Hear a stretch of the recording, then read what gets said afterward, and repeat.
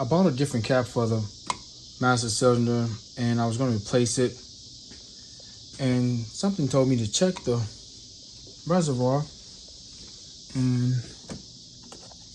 there's no fluid on the backside. All the lines on here are nice. I had to replace the rear line because it had a little leak, the one that goes across the rear end, and all the lines are fine. And I think I got a few more videos on my channel kind of relating to the same issue, talking about where's the brake fluid going when there's no lines leaking. Obviously it has to be going somewhere. So this is a 50-year-old master cylinder and this car's been sitting up. The brakes are fine though. The brakes are fine, and I guess until I drive it, but the fluid is obviously going into the brake booster, and those seals inside the master cylinder worn, so I ordered a new one. And just kind of use some PB Blast on these lines the last couple of days. They came off super easy. Unlike every other Mustang I've had, and I had to remove the master cylinder, I had to cut the line. It wasn't coming off like this. So, yeah, this is both of them.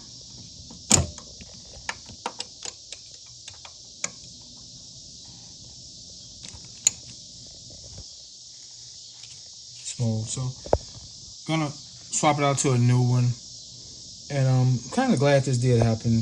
Some of the older parts on here, like the water pump, I didn't have to replace it, but I replaced it. The water pump was fine, but it was 50 years old. The alternator was fine, replaced it. The shocks on here, the suspension was fine, but I replaced the shocks just to prevent those bushings from wearing out. Once the shocks goes, there goes the bushings follow behind it.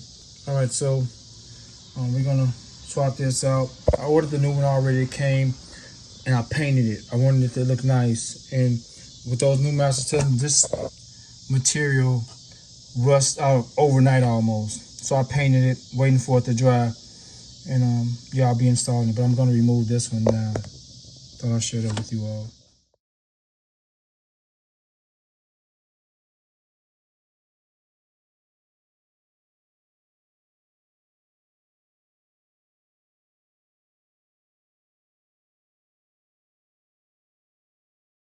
So here's the back of the master cylinder when I removed it from the car. I'm going to zoom in and show you all where it's leaking at.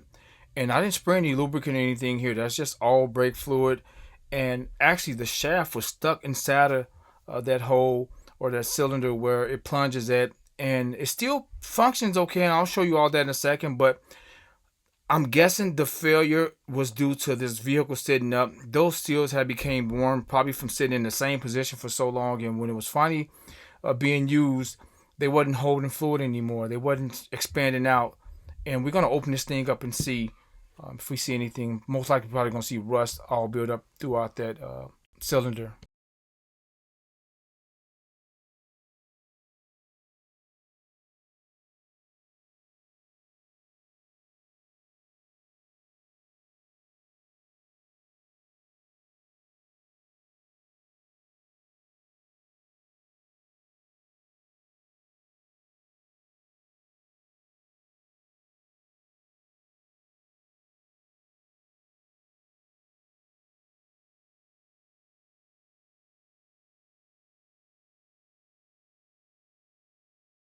Here it was pumping and functioning as it should, but it wasn't smooth. It wasn't a smooth transition while I was pumping it or plunging it. And it was still skirting brake fluid as well, but that wasn't the problem. The seals wouldn't allow it to stay in. It wasn't holding it.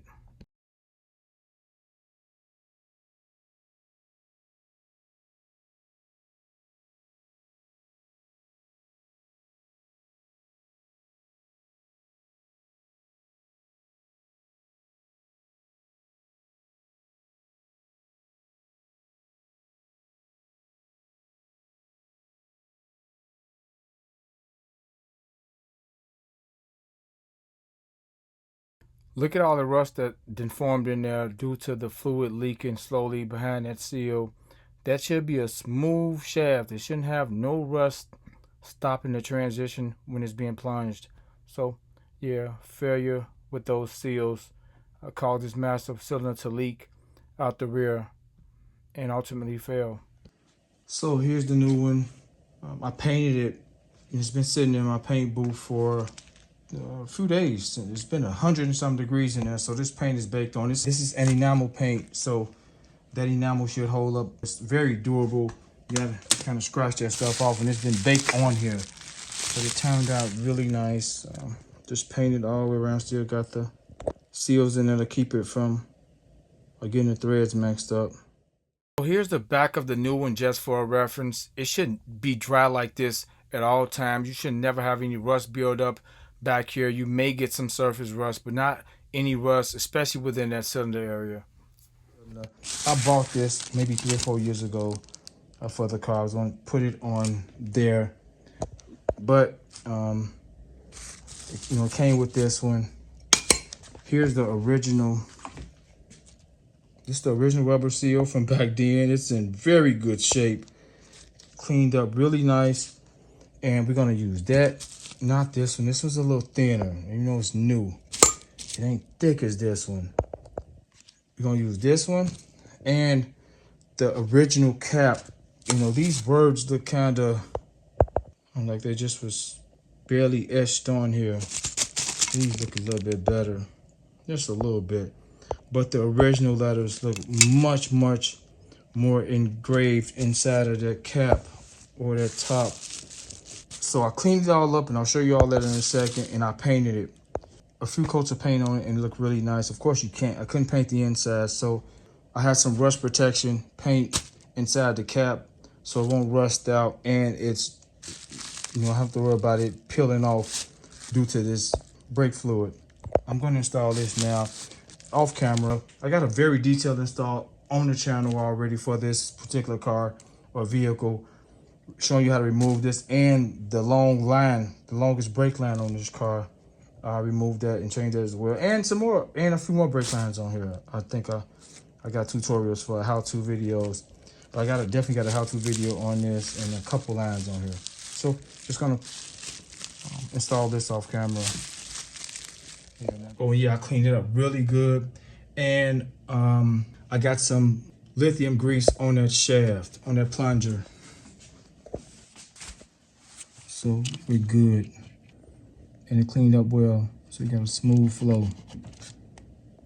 All right, let me put this on here, and yeah, we're gonna clean all this up too. This is old. I'll make this look nice too. All right. The next day, I gotta clean that old electrical tape up, getting that out of there. We're gonna make that look nice. Fix everything back there real nice and smooth. I put the cap on, I'm gonna wipe it. See, I poured that in last night. I'm gonna slowly pump the brake pedal to get the remainder air out while the top is off. Just go slow with it.